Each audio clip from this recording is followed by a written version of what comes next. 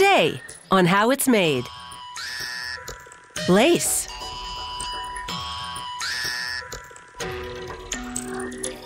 Antique frame replicas. Orchids.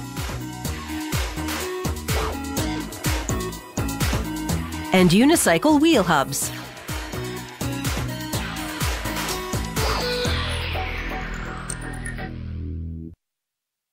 Lace began as a fringe fabric. Back in the Middle Ages, it was handcrafted by European women to trim fashion finery.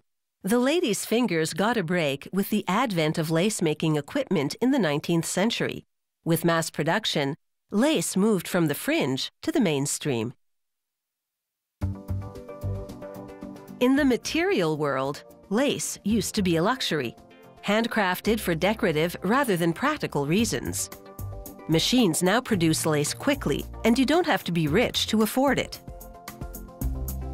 To manufacture lace, hundreds of nylon polyester threads unwind simultaneously into a separator. It arranges the threads in a configuration for manufacturing and keeps them from tangling as they move forward. To maintain the formation, the threads pass through a comb-like apparatus.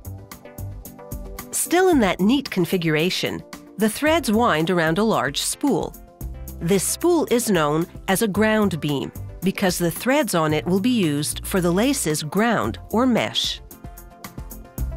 These smaller spools supply the threads for the pattern. They all unwind into the lace-making machine, which will interweave them to create a pattern on the ground.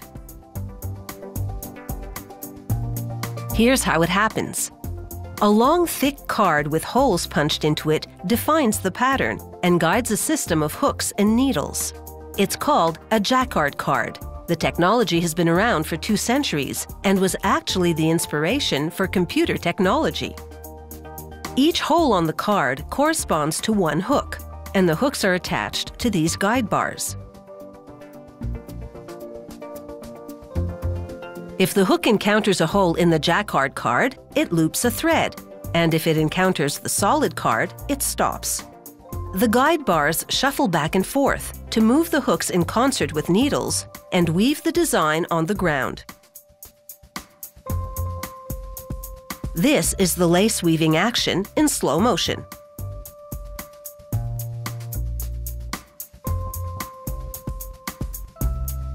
The punch card system allows for the same pattern to be woven repeatedly without error. It's all perfectly choreographed, and this complex lace design comes together quickly with no snarls. The result is a thing of beauty, an intricate floral pattern on a mesh background.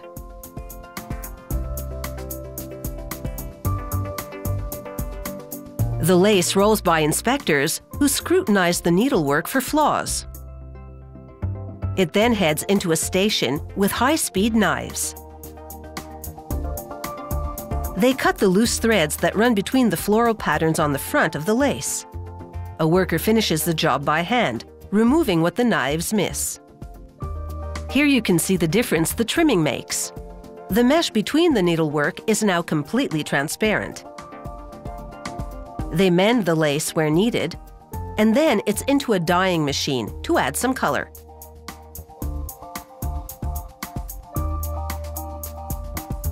After rinsing, the now bright yellow lace travels over bars under tension to wring out the water. The lace, still damp, lands and accumulates in a bin which they wheel over to a finishing machine.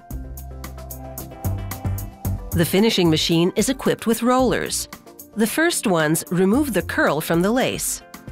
The others take it through a chemical bath for a treatment that both softens the lace and prevents shrinkage.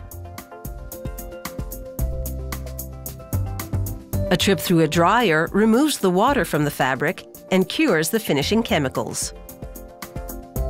Now complete, the lace exits onto a network of rollers.